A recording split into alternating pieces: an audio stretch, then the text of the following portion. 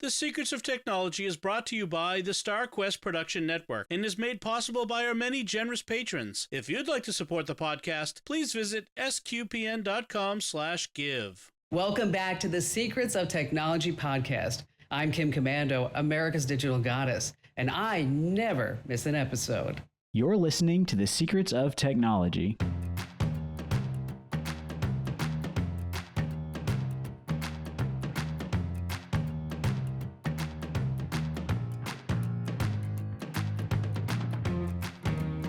Hi, I'm Jack Baruzzini, and you're listening to The Secrets of Technology, where we discuss the technology news that's important to you from a uniquely Catholic point of view. I'm filling in for Dom Bettinelli today. And joining me today on the panel are Father Andrew Kinstetter. Hi, Father. Hello there. And Pat Scott. Hey, Pat. Hi there. All right. Today we've got a very interesting question from one of our patrons. They were asking... this is from listener Joe. He's saying, I joined as a patron this year because of Jimmy Akin's Mysterious World and have discovered your other podcasts like Secrets of Technology. I would like your opinion on how we should handle tech companies that actively campaign for abortion. I believe the following ads explicitly lobbying for abortion ran in national newspapers, and they sent a link to a website that is called don'tbanequality.com. And they ask, how should Christians respond? Should we cancel our services with them? The companies include, and they'll give a list of companies like Netflix, Zoom, Slack, Yelp, Reddit, etc., things like that. Yeah, so it's an interesting and complex question to tackle because there's a lot of different layers to it. And as we were talking about offline before we started, there's several different ways to approach it. What I would like to tie it into right off the bat is when we're using technology in general, we need to be thinking about these kind of things because when you're buying electronic devices or using services, a lot of times there are issues down the road, whether it's the acquiring of conflict materials that are used to build the devices or the working conditions where the devices are built, that you also need to be thinking about in addition to what these companies are supporting. But I know you, Father, had some good insight on that. Yeah, and I think maybe to look big picture, first of all, is especially in our world today, it's darn near impossible to use just about anything technology-wise and not touching on something perhaps immoral that a company is promoting. Right. I mean, just living in the world, it's hard to avoid all of that unless you're a hermit, and God is not calling the vast majority of us to live that kind of a life. So definitely, I'm sure that many of us are inadvertently even doing some sort of cooperation without even realizing it. So to just kind of give a big picture kind of look at this from a theological perspective first before we get into the kind of the concrete, I feel like I'm guest lecturing at my seminary. This is straight from my seminary notes. So this is kind of fun. Real world applications of some of this stuff. So, and also, I mean, we see this all the time. A lot of this stuff, this cooperation with evil aspect is very much present even in the vaccine and whether or not to take the vaccine. So, right. I mean, this is definitely a topic that's in our present mind, in our culture. And so to give a big overview, the way that the church would look at this from a theological perspective is that there are two main categories of what we would call cooperation with evil. And so the first one would be called formal cooperation. And this is always wrong. This is when I choose to do an act that is inherently and in my mind, I'm willing the evil that someone else is doing. And in my act, I'm contributing to that. So, you know, this would be if you are intentionally going and supporting some company because they are doing something immoral, because they're supporting abortion. That would be a formal cooperation that you're formally in your own mind cooperating with it because of the evil that they're doing. And of course, that can go more in depth. You can cooperate on a proximate or a remote. So proximate is like the act that you do is essential to the performance of the evil action of another. So an example of this would be someone who is running the machines that is doing the abortion, even if the doctor's doing the actual abortion. Proximate cooperation is you're doing an act that is essential to the performance of the evil. versus remote cooperation, which would be it's not, the act itself is not essential to the performance of the evil, but it's still cooperating with it in some way. That's, if you're going to support a company because of their promotion of abortion. So that's all kind of informal cooperation, always wrong to do, because you are intentionally intending the evil that you are cooperating with. And the other form of cooperation would be material cooperation. And so that's where we fall into this realm of discussion. Material cooperation is cooperating with someone else's evil doing without intending the wrong that they are doing. So I don't will that the evil be done, but I contribute to the evil doing in some other way. And this also has the proximate and the remote aspect. And so where we're falling into things is the remote material cooperation, as we define our terms here. So that would be, we are cooperating with evil, but we are not intending the evil, and the actions that we are doing are not essential to the evil actions that are done by the corporations. So just because I'm buying some technology from a company that supports abortion, I am not intending them advocating for abortion, nor does my purchase of that particular technology. That's not essential to their promotion of abortion as well.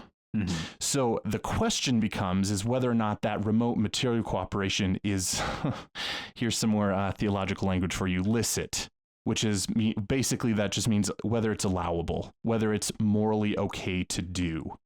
So if it's licit or if it's illicit. And so that's essentially where we find ourselves today is it morally allowable for us to, use Zoom, even though they, are one of those companies that are listed as promoting abortion. So that's, right. That's kind of a snapshot of some of the principles behind this whole question. And it's a really good question.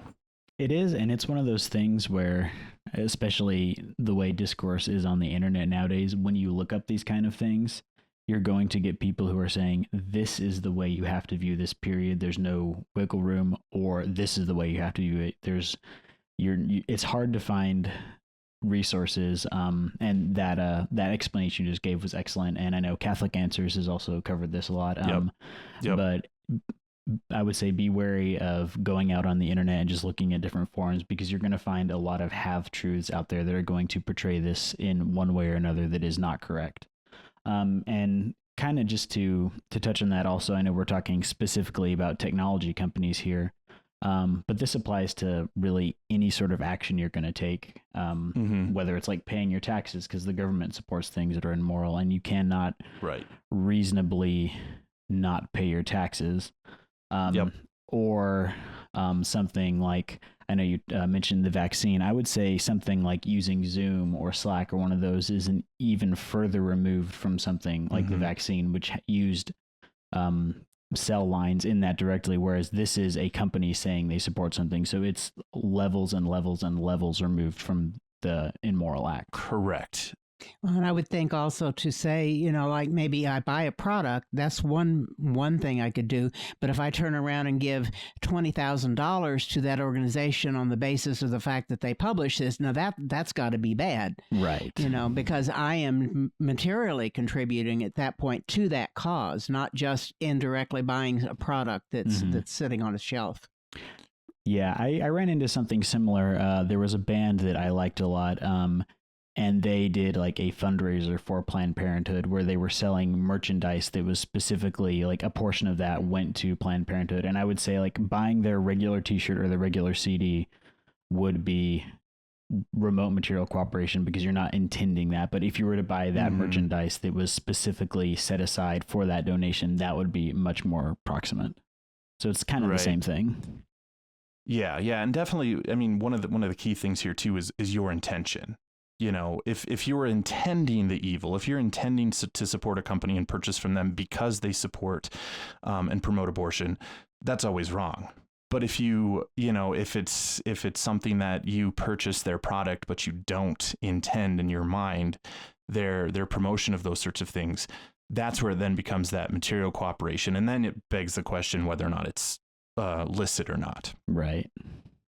Well, and I've also seen a lot of questions about people that say, well, this head of the company said something about this issue, and I don't agree with that because I think it's a moral issue, to try to boycott that company on the basis of one person's opinions and actions. That again, to me, seems pretty unreasonable to expect that you're going to be able to change that person's mind by not buying their product. Right.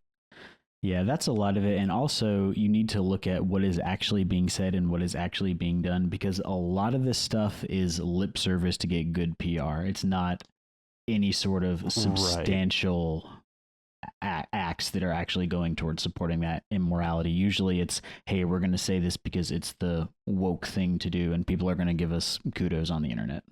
Yeah. Well, and I think, we need to try to be aware of what these companies are doing, what they're saying.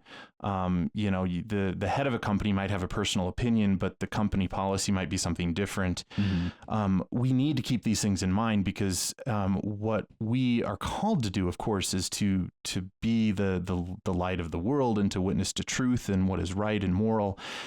So there are a number of things to keep in mind too, is that if there is an alternative, if you can go to your local coffee shop instead of Starbucks because Starbucks has, these bad policies, then we should do that.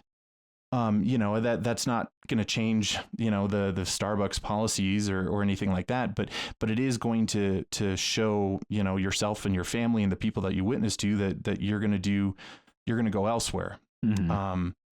And so we have to focus, both on the companies themselves, but we're not going to be able to change the company. So we have to look at our personal choices, and what we're doing, and we need to strive to be informed. And, and I think maybe that's step number one. There's tons of us that have not a clue what the companies are actually advocating. We like, the new XYZ technology piece, and so we buy it. Mm-hmm. But we're not consciously thinking about what the company themselves are promoting. But again, that's not necessarily inherently immoral or wrong. Right, because at a certain point you cannot spend all your time combing through a company's policies and where all their donation is going, because you're not going to be able to live your life. And this problem is not a new problem. Like, I feel like a lot of times it's kind of framed in a very modern context, but having to deal with remote cooperation with evil is something that people have had to deal with forever, because you're interacting in a society and some people are going to be doing things that are immoral. Many of the principles that I was just trying to articulate are coming from St. Thomas Aquinas. Right. So yeah, this is not a modern invention. The challenge that we have in our modern world is that there's so much more. There's more ways in which we are cooperating with evil. Abortion mm-hmm. wasn't as, it was present, in past, centuries, but it wasn't as prevalent as it is today, or the technology. And even some of the bioethical things that we're dealing with today because of technology, they didn't have to deal with 100 years ago and before. Mm-hmm. So the challenge that we have is that there's just so many more ways in which those things are being presented. And then of course companies are involved in, and maybe it was easier, a few centuries ago, and it was just you and your local town, and that was the most that you needed to worry about. Right, your local blacksmith making your horseshoes was not part of a big mega corporation. He was worried about putting food on the table for his family, not making donations to NGOs and stuff. Right. So it is part of our very interconnected world that we kind of need to square. And on the one hand, you can kind of go out of your way to the point of being detrimental to living your life and like interacting with society, worrying about these things. Mm-hmm. But on the same token, you don't want to go the other direction, which is, I don't care. I'm not even going to think about it. Like, you need to find that medium where you're living your life, you're interacting with society, but you're also doing as much good as possible where you can. Mm-hmm. Yeah. So I have a number of suggestions for our listeners if they're interested in kind of following down this path. So as we're discussing whether or not it is morally okay to material cooperate with evil. So whether or not it's morally okay to use Zoom, because Zoom, their company is advocating for abortion. There's a number of questions that need to be posed and kind of reasoning that needs to happen within ourselves before we can determine whether or not it's okay. And this would include not just use of technology, but any sort of material cooperation. And so I'm going to kind of walk through those so our listeners can kind of think about this and reason for themselves as well. So point number one is that we want to make sure that it is not formal cooperation. So using Zoom, I am not intentionally wanting them to advocate for abortion, or in my action by using Zoom, I'm not participating in my will in what the wrongful things that they're doing. So if it's not formal cooperation, then you make sure that the act itself that you're doing is morally acceptable. So using Zoom is not inherently immoral. There's nothing wrong with using technology to communicate with one another. So the act itself that you're doing is okay.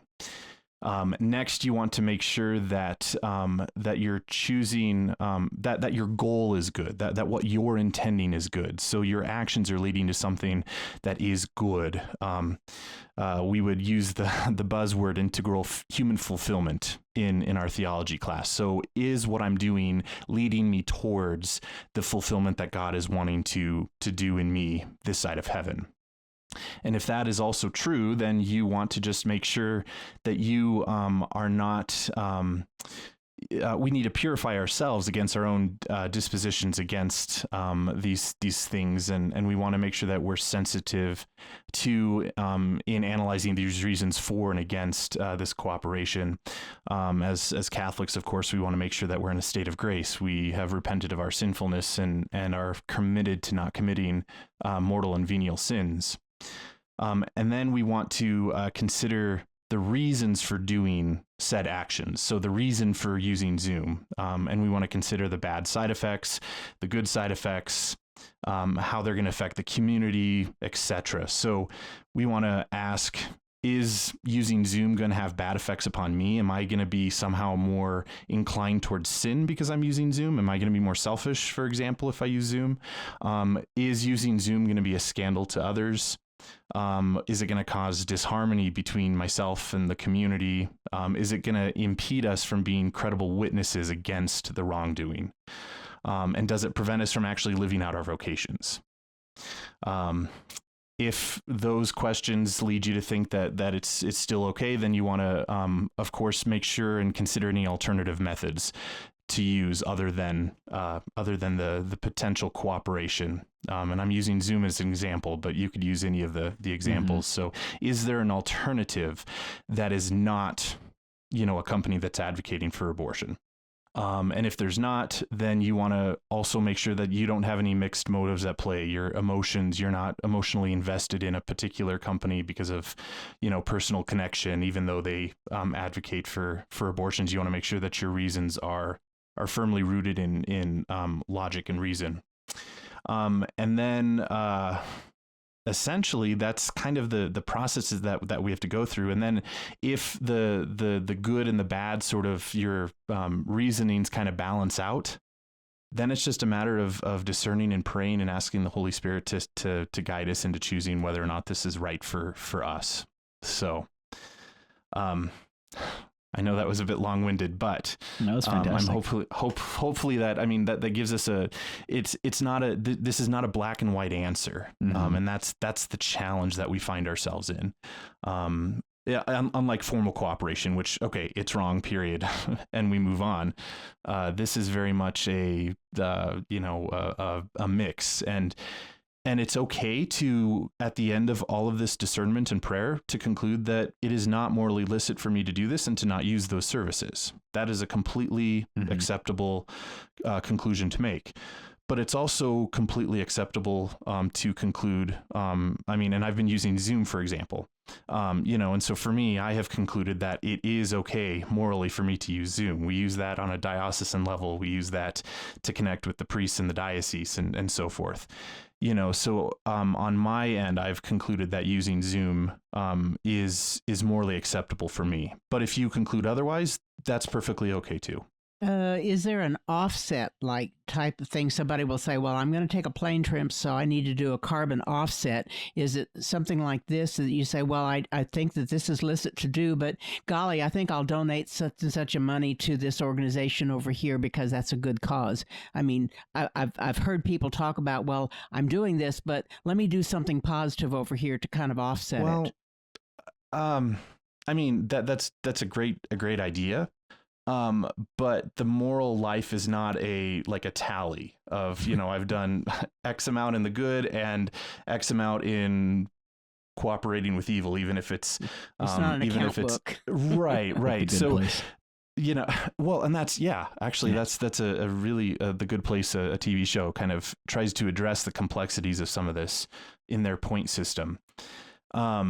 But the long and the short of it is, at least from a Catholic point of view, is we have to look at each of our actions in and of themselves as moral actions. And then, and you're not going to do, an action of giving to a good charity to kind of offset a previous action. It's like trying to convince God that I'm going to do 10 good things if I can do one bad thing.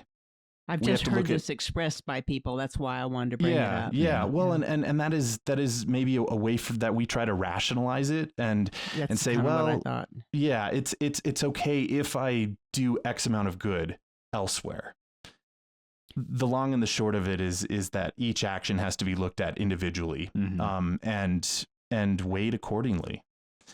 And ideally, we are determining that even if we are unfortunately doing a material cooperation, if it's morally licit, we're still striving to find alternatives. We're striving for purity of heart. We're only using it because there's no other option. And ideally, we are doing all those other good things, but not because of trying to offset this particular thing. That's the mess that we find ourselves in our human world, and the brokenness of sin and all of that around us. It would be so nice if every company just had the stellar positive ideals and none of them were promoting anything that was bad, and then we wouldn't have to worry about this. But that sounds like what we'll experience in heaven one day, and not this side of heaven when we have all the brokenness around us. But we're still called to be, those lights, the witnesses to what is morally good, and we need to advocate for it. So, even these companies, it would be good to let them know that we don't approve of their advocating for abortion. It would be good to let them know that we don't advocate for the conditions of their workers that are building these devices. We can still do those kind of things, and they may not listen to us, but we're still called to be that witness and to speak up, especially when we see this kind of injustice. Boycotting technology isn't necessarily probably going to work, but we can still be that witness and strive to do our part to promote what is morally good. Mm-hmm. Yeah, definitely. And I think it's also good to think about the opportunities that technology provides to reach out to people and to evangelize that you would not have otherwise. Like even the SQPN network, like that would not exist without technology. Yep. And so there's a lot of positives that come from these things. And I feel like we can tie ourselves in knots over it, but we need to just, pick a plan and move forward and do the best we can. Mm-hmm. And I appreciate what you said earlier too, is that you can't just get so caught up in trying to go down every rabbit hole on what policies that they're promoting, but you also can't be completely just intentionally ignorant about any of this either. So we have to, pray, discern, and reason through these things and make those conclusions and do our best to use the technologies to promote the gospel. And that's what SQPN is all about. Yeah. Which is an awesome thing to be a part of.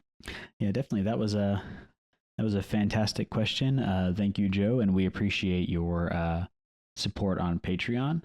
And if you would like to become a patron, I want to go ahead and take a moment to thank our patrons who make it possible for us to create the Secrets of Technology, including Jason H., Martin G., Jackson H., Colleen T., Brant T., and Joe Huson in their questions. Their generous donations at sqpn.com/give make it possible for us to continue the Secrets of Technology and all the shows at StarQuest. And you can join them by visiting sqpn.com/give. Yeah, it's definitely that's one of the positives of technology in this connected world, is that we can do things like this, and we can reach out and evangelize people and put a unique spin on a tech podcast that you're not going to get a lot of other places. Like, it's fun to have that the Venn diagram of Thomistic ethics and technology. Right. All right, we have some fun headlines to jump into. The first one here is about China researching the challenges of building a kilometer-long, ultra-large spacecraft. And what this is they're going through it says it's a 5-year plan, so I guess you'd say that's a 5-year mission, researching the feasibility of creating massive spaceships. They would be constructed in orbit, and what they're really looking at is the kind of materials they would need to be using, like ultralight materials. Of course, in space, weight doesn't matter as much, but you're going to have to deal with mass. And so they're actually currently in the process of building a 3-module, 66-ton space station in low Earth orbit. And that's going to be done at the end of 2022.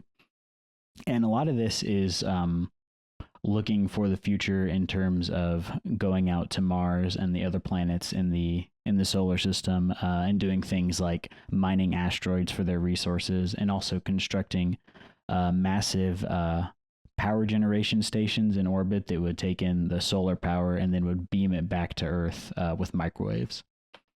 So, And yeah. living quarters at some point. Yeah, definitely. So what do y'all think of that? That sounds like an ambitious project. I couldn't even imagine trying to be a part of that, but that's interesting. Yeah.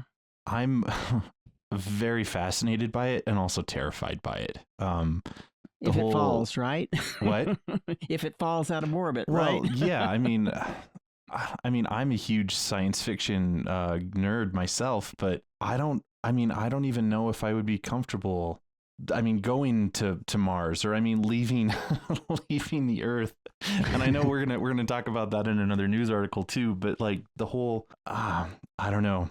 I guess I like to read about these things, but I'm so nervous that, if one little thing goes wrong, like, Bye-bye. or like if I were part of a colony on Mars, that just scares me. You mean you're not wanting to be the first parish priest on the Mars colony? No. I don't. Honest answer. Nice. Yeah. I think it's I'm just excited that we have the space race again, and all this stuff is happening, and we're getting to where countries and companies are actually seriously considering these kind of things again. Because one of my favorite things to do is go back and look at like the 1950s and 1960s view of where we would be like 20 years ago now. Like, you get 2001 where they have that massive ring space station, and a lot of that stuff is physically possible. It's just been a matter of the innovation and, frankly, like the dollars to get this stuff done. But we're finally seeing the point where, because of the vast amounts of resources that can be accessed in the solar system, it's starting to make economic sense for these things to move forward. I appreciate the cooperative efforts of many nations to come together with a space station and different things, ISS and all like that. You talk space race. There is some competitive nature to what's going on, but I think it's very heartening to see the multi-country support of some of these things. That's really kind of cool. Yeah, it is. It is. I'm very excited. It's kind of like a Star Trek kind of vibe. So right. And speaking of Star Trek, I don't know if y'all caught it, but today Blue Origin they did their second launch of their new Shepard capsule into low Earth orbit. There was a crew of 3, including William Shatner. So Captain Kirk has now been to space. Yeah, it was similar to the one they did. I think it was back in July. They went over the Kármán line, which is the internationally designated line for when you're in space. And it was a 10-minute flight. So they went up, they were able to, get out of their seats, do the zero-G thing, and then they came back down and they landed safely. And I watched the live stream of it earlier, and it was just awesome to see. One of the things I really liked, which whatever anyone thinks about Jeff Bezos, the way he runs Amazon or some of his corporate decisions, I really liked how excited he was to be, because he's a big Trekkie, and he was just like beaming, standing there with William Shatner after the launch, and you could see how excited he was that he got to send Captain Kirk into space. So that was a lot of fun to see. That's cool. Yeah, did either of y'all catch it? I just saw reports of it afterwards. I didn't watch the live thing, and just seeing Shatner coming in and ringing the bell as he started into the ship and just about crying. You know, that was just so cool to see. Yeah, it was awesome. Yeah, and I just got news reports too. I didn't get to watch it live, and just to have that kind of an experience would be truly phenomenal. Mm-hmm. I'd be way more okay with doing something like that than actually going up to the Mars colony. Oh yeah. Okay. Well, we'll put you in for the shorter trip then. If you can financially support me, I'd really appreciate it. Nice. Yeah. No, it's cool to see that space tourism is actually becoming a thing. And so this is going to be accessible to more people who before would never be able to do this kind of thing. Mm-hmm. And I think maybe that's the key takeaway from all of this is that this is no longer just a NASA thing, that this is going into the average Joe, well, not the average Joe, the rich average Joe kind of person, but it's the non-military, non-space. Right. This is the first time that it's ever coming to the normal population.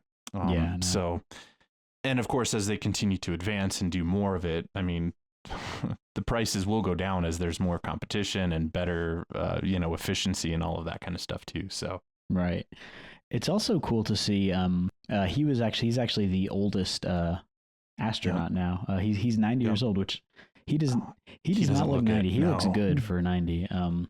But that's cool to see, and it's also really fun to see these non-engineer, before, with astronauts, they came from the military background, came from the science background, so it's very, very buttoned up, and it's really fun to see people who are from more of an artistic side, non-military side, getting to go into space and seeing how they react to it. So that is really awesome, and I'm looking forward to what else Blue Origin and SpaceX are going to be doing moving forward. All right. We have, speaking of interesting government overreach and cooperation with evil and things like that, we have this report from the Forbes actually broke this, that the U.S. government has been ordering Google and other search providers to provide the data of users. And what these are called is keyword warrants. And basically what it is they Forbes uncovered 2 such warrants that are public so far. Of course, that's just the ones we know about. Basically what they do is, if you're searching for these specific keywords in relation to specific crimes, they will log your IP address and cookies and stuff like that, and they can include that in a search warrant for your systems. So how do y'all feel about that? What do y'all think? Well, it's kind of scary. Yeah. On the other hand, if you said, well, this is going to stop this child pornographer, or this is going to stop this mass murderer, of course everybody says, yeah, let's stop them. But then when it comes down to, well, that's an opinion of what they're looking for, how do we know that it won't be used to say, let's look for all the people who are looking for masses and or sacraments or things like that, and go after them, or how can this be misused? And that's always the question. Mm-hmm. I'm reminded of the Spider-Man saying, with great power comes great responsibility. The problem is that we're looking at the U.S. government as the one who has the responsibility to Yeah, and power. Right. Yeah, I think that there's a high risk of this being used in ways that it shouldn't be. Beyond just the catch the child pornography or the sex traffic and all that kind of stuff. It's there's another quote that I was trying to think of. It's like complete power corrupts completely. Is that the quote that I'm thinking of? Absolutely, yeah. And I mean, so it makes me really nervous. I'm all for catching those who are doing those immoral things, but how do you? And that's what they get you with if they point to something like, hey, of course you want us to catch like a terrorist or a sex trafficker. Like, how can you have a problem with this? With that? Yeah. And so, but the thing is, they don't have any, like, they don't get the benefit of the doubt at this point. Like, we've seen like what Edward Snowden released when he whistle blew, or the things like from WikiLeaks. Like, these kind of systems are always lead to an encroachment of privacy. And I think that really my take on it is that we have all these problems with privacy and with all our data that is just like leaking out of us everywhere constantly, and people don't really realize that. Actually, it's funny, I got an email today from Google saying like, here's your timeline of the past month of all the places you've been on your Google Maps. And like, it's something that I guess I'd enabled when I got my new Android phone that I did not consciously think of, but you can pull it up and you can scroll through every single place you've been, and it tags like your photos, and it's like, did you go to Kroger and get these items? And like, it's all this like this metadata that we have about us that you don't really even think about. And I think what really needs to happen is that we need to have a paradigm shift in how these laws are applied and how this information is viewed in terms of what is okay for a thing, like what is okay for the government to search when they're dealing with these kinds of problems, and what are the checks and balances going to be in place that are going to prevent overreach. And that's like the constant fight you have with anything. Like, you go back to wiretapping, it's the same kind of thing, but this is just that, like, to the nth degree. Well, and so many things are subject to possible misinterpretation, like the one case that we talked about a couple of weeks ago about somebody who had been convicted and put into jail based upon the supposed gunshots that they heard coming from what looked like his car. It was all circumstantial and really was very flawed in terms of the technology, and could be misinterpreted, like somebody searching for the same terms but looking for research, or looking for research for a novel or whatever. It's surely there's other things that they can go to point to that are not part of a digital area that they could look for clues about what somebody's doing, not just the digital. And I think this has to, if this kind of data is going to be collected, there needs to be probable cause, and all the proper channels need to be followed in terms of obtaining a search warrant. Yeah, and we just got to be aware too that, I mean, as we use technology, this stuff is happening. This stuff is being gathered about us. I assume both of you have watched, or at least have heard of, The Social Dilemma. Yes. Right. I think it's a Netflix documentary, but and the whole idea behind that is that, with Facebook and all of the social media platforms, they have essentially a digital avatar of every single one of us, and knows, our likes, our dislikes, our, where we live, where we work, and they have, hundreds of thousands of data points on every one of us. And I think often, I mean, even just Google searches, I mean, they're gonna, if you're logged into your account, it's tracking that too. And we have to be conscious of that and prudent. And I mean, by using the technology, we're basically giving them permission to do this. And often we do it without thinking. And go ahead. I was going to say, and sometimes the data is something that I may want. Like, for instance, if I've got, in my business, I can look at my Google timeline and make sure that, if I'm trying to remember what client I went to see on a particular day, it's a great tool. But now if somebody's looking at that to try to pin a crime on me because I was in a particular location at a particular time, that's not so cool. Right. But what I'm saying is that there are benefits to this in some cases for being able to track my location and where I was and how long I stayed someplace. For me, it's a benefit in terms of accountability for the hours I've spent. Right. And I think that's kind of the flip side of this argument too, is that when we're using this technology, there are catches that come with it. Like nothing is absolutely free. And like you always say with Facebook and Google, we're the product, we're not the customer. Our data is what's being sold to advertisers.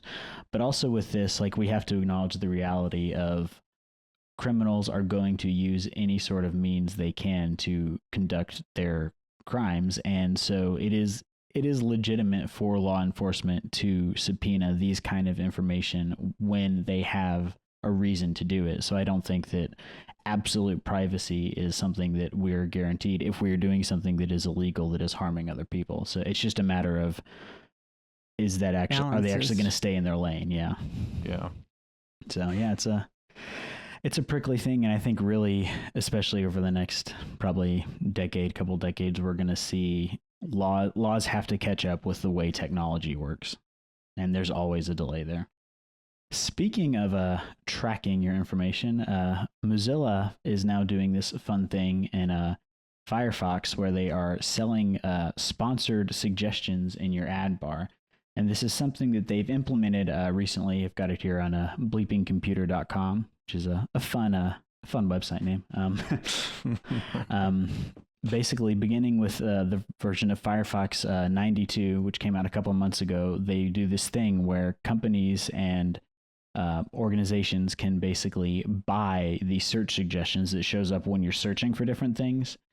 And this is kind of annoyed a lot of people because they've not been transparent about this implementation at all. Basically, what they're saying is you got to opt into it and you got to opt into your data being shared and all that. But people are finding that when they go into the settings on Firefox, it's enabled by default, of course. And so a lot of people are annoyed by this because Firefox has really tried to be we're privacy focused. We're not going to sell your data, as opposed to Chrome and Edge and stuff like that. So it's funny to see that even they are going down that way. Well, I did look at mine, for instance, and yeah, it's enabled, but I couldn't get it to show me any sponsored things. I put in things like Jeep. I put in things like popcorn. I put in things like that I thought might show me some sponsored stuff, and nothing ever did. And I've done this over the last week since I saw or have several days at least since I've seen the article, and so it's supposed to show it as just like the Google ads sponsored. They show it's an ad or they show it sponsored. This is supposed to be something about like Firefox suggestions or something like that. Yeah. So it is labeled that way. And so, if somebody doesn't want to see it, that should be pretty easy to turn off. Right. Yeah. It's not mixed in with your other results. Right. Yeah. And it's called Firefox Suggest. And that's basically what it is it's going to be search terms and suggestions that are going to supposedly get you to what you're looking for quicker based on what other people are searching and what these companies pay for. So it is essentially just an in search bar ad. Right. Yeah. And not any different really than the Google search that has a few ads at the top and then you see all the rest of your search results. Right. Yeah. I think the main place that people are getting miffed is that I think a lot of it has to do with how Mozilla has, represented themselves as kind of, we're not going to do privacy people. Right. We're not going to do what Google does. And again, everyone's got to make money, right? Yeah. Two sides of their mouth. Yeah. You got any thoughts on it, Father? Not really, because I use Safari because I'm an Apple fanboy. So, I mean, I think I would agree with some of the critiques of just the whole. I'd rather it be an opt-in versus an automatically enabled kind of thing. Right. Because I've experienced that elsewhere, like Amazon Sidewalk.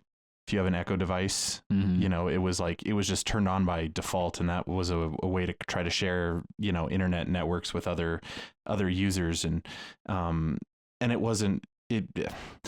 It was just they forced it upon people without telling them, and so I not that I'm inherently opposed to it, but I would just rather it be an opt-in situation. Right. And I think that's where a lot of the complaints for a lot of these things come from, is it's done in a very surreptitious way to not get you to notice it. Like the thing with the Google timeline that I got the email for, which I did not even know I'd signed up for. Like, I guess the way I take these kind of things is they're going to have this data whether I want them to or not. I might as well benefit from it. And then a lot of this stuff is, I feel like you just got to know what you're getting into with, like we were talking about with Facebook and Google. If it's a free product, there's a catch.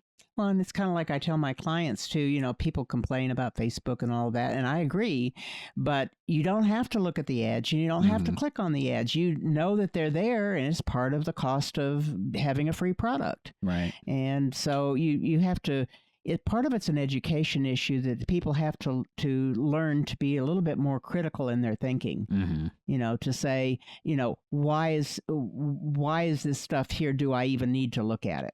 Right. Yeah, that really is a lot of it. And if you're really, really concerned about like your privacy and just not having your browser filled with ads, there's lots of options out there. Like there's Brave. Yeah, Brave is a fantastic one. Of course, it has its own advertising, but it's an opt-in. Right. To say, if you want to support our cause here, here's these ads, and it'll give these companies money, type thing, or credits. Yeah, it's just the way these things work. So it is. I do feel like is a little bit of a tempest in a teapot with the Mozilla thing, but I agree that the principle of having you be automatically opted into all these kind of things is very annoying. Yeah, there's too many things that do something now and ask for forgiveness later. They just assume that everybody's going to be okay with it until everybody jumps up. Yeah, definitely. It's always fun. Awesome. Yeah, those were a lot of fun stuff today. Now we can move on to our picks of the week. Do you want to kick us off, Pat? No, because I just remembered I didn't pick one. So I got to think for a second here. Awesome. I can start. Sounds good. So my pick this week is the Google Nest doorbell. So speaking of Google, but the one that I'm recommending is the battery operated one. And the reason that I discovered this was the way that our office here is set up at the church is we've had this cheap remote doorbell for forever, and it's one of those that it's wireless, but it would ring only about once every 5 times people pushed it. So there was a lot of people that just thought that they were ringing the doorbell, and then they just left because they didn't think that we were there, even though the door was unlocked, but we didn't answer the door. And so I've been looking for a replacement for that. And the way that the building is set up is that there is no wired connection there. So I had to go down the road of a battery operated one.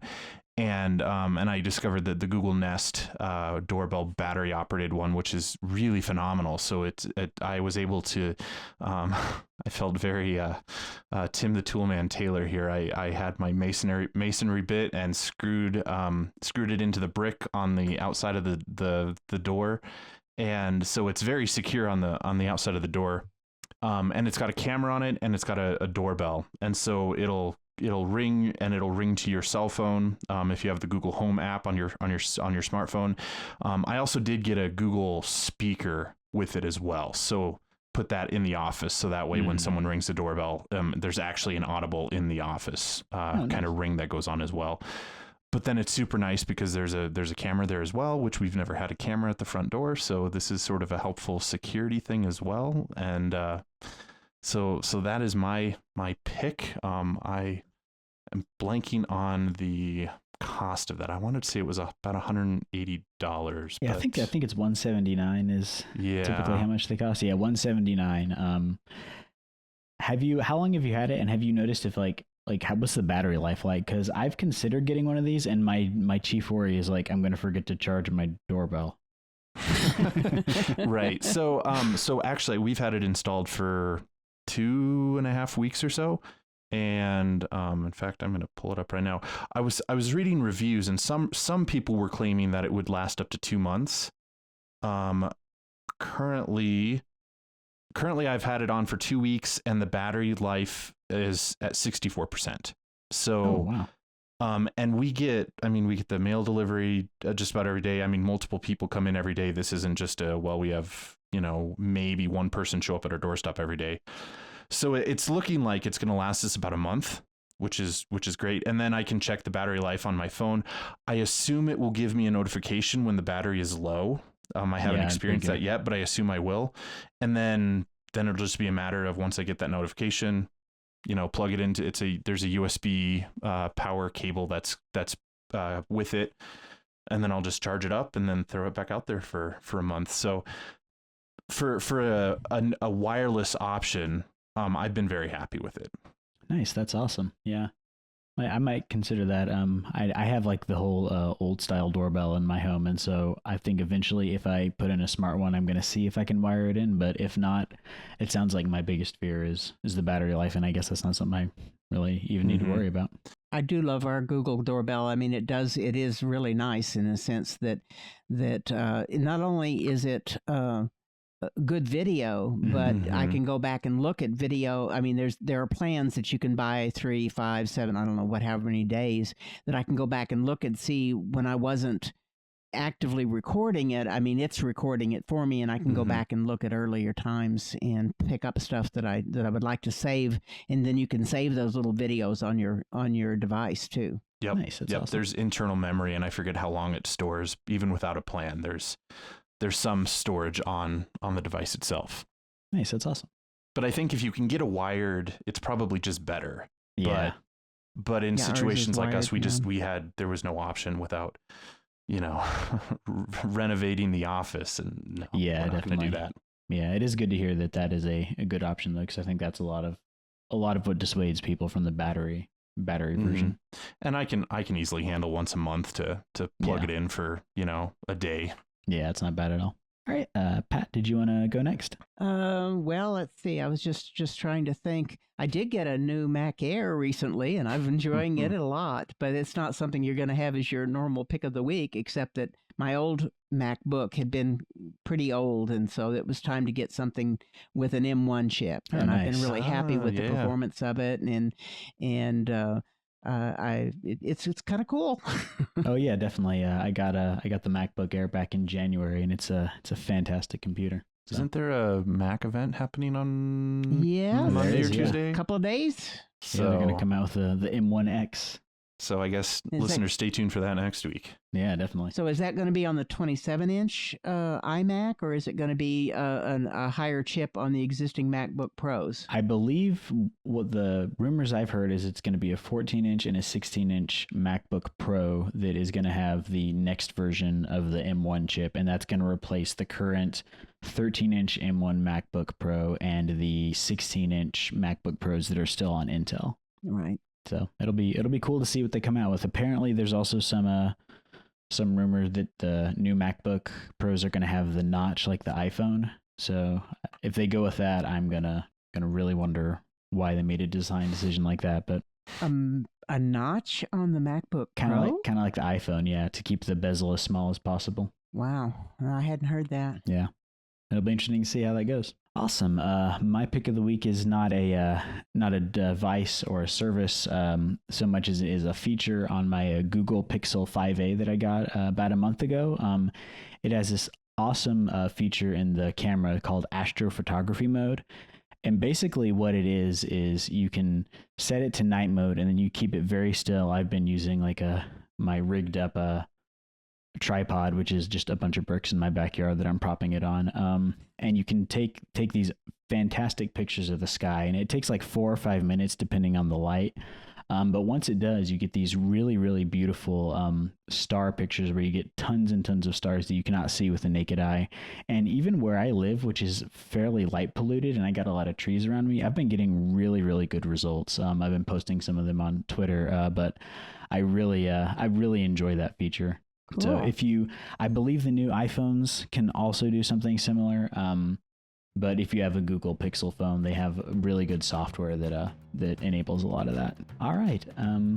And that's it from us. What did you think of our discussion? You can let us know by commenting on the show at sqpn.com/technology or on the SQPN Facebook page, facebook.com/StarQuestMedia, or send an email to technology@sqpn.com.